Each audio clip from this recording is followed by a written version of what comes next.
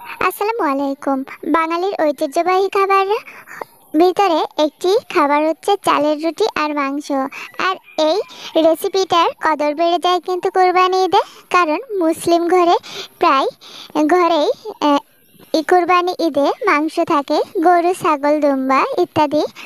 তো এই জন্য কিন্তু আমরা কোরবানি ঈদেতে প্রায় সবার ঘরেই এই রেসিপিটা থাকে। তাহলে চলো, আজকে আমি নিজ হাতে বানিয়ে ফেলেছি চালের রুটি। জানি না কেমন হবে। প্রথমে চুলাতে একটি কড়াই দিয়ে তাতে 2 কাপ পরিমাণে পানি দিয়েছি।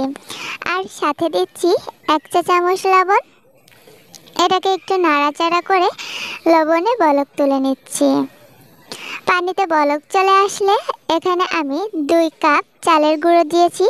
কথা হচ্ছে যতটুক পানি দিবেন ততটুকুই কিন্তু আহ, গুঁড়োটা দিতে হবে। এটাকে দিয়ে আমি একটু স্প্রেডে দেখাচ্ছি, খুব ভালো করে নাড়াচাড়া করে দিতে হবে।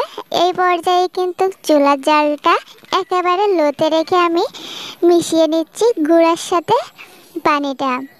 এক পর্যায়ে নাড়াচাড়া করতে করতে এমন দেখতেই পারবেন আটাগুলো এমন দলা পাকিয়ে গিয়েছে। বুঝতে হবে আটাগুলো এখন ঠিক আছে। এটাকে এখন লো ফ্লেমে ঢাকনা দিয়ে আমি 5 মিনিট অপেক্ষা করছি। 5 মিনিট পরে আটাটা খুব সুন্দরভাবে কিন্তু সেদ্ধ হয়ে যাবে। এই পর্যায়ে এটাকে আমি বড় একটা স্টিলের প্লেটে ঢেলে নিচ্ছি, যাতে একটু দ্রুত ঠান্ডা হয়। আর হাতে সহ্য হওয়া মতন ঠান্ডা হলে অল্প একটু পানি নিয়ে কিছু সময় ধরে এটাকে মধ্যে একটা ডো তৈরি করতে হবে। এমন স্মুথ একটি ডো তৈরি করতে হবে। সেখান থেকে ছোট ছোট লেচি নিয়ে আমি রুটি বানিয়ে নিচ্ছি। দেখতে পাচ্ছেন যেহেতু আমার রুটি বানানোর সাইজগুলো একেবারেই একরকম হয় না, এ কারণে আমি আপনাদের সাথে রুটি বানানোটা শেয়ার করে নিই। তবে এক এক করে কিন্তু আমার সবগুলো রুটি তৈরি হয়ে গেল।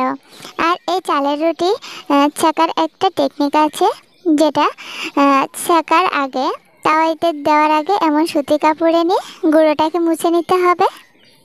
আর এদিকে তাওয়াটা দিয়েছিলাম মিডিয়াম টু লো হিটে, কিন্তু এগুলোকে আমি ছেঁকে নিচ্ছি। যেহেতু প্রথমবার আমি বানাচ্ছি, পুরোপুরিভাবে কিন্তু রুটিগুলো ফুলিনি, অর্ধভাবে ফুলেছে। তো আমি একইভাবে কিন্তু সবগুলো রুটি বানিয়ে নিচ্ছিলাম। যে কিন্তু পুরোপুরি না ফুললেও নিজের কাছে খুবই আনন্দ লাগছিল যে নিজের হাতের রুটি বানিয়ে ফেললাম। আসলেই অনেক বড় হয়ে গিয়েছি। তো এগুলোকে আমি এখন প্লেটে নিয়ে নিচ্ছি। আর এখন এগুলোকে তোমাদের ভাইয়ার খেতে দেবো আমি, তাই একটু সাজিয়ে গুছিয়ে নিচ্ছিলাম। আর গতকাল রাত্রে আমি খাসির মাংস রান্না করেছিলাম, সেটাই ছিল।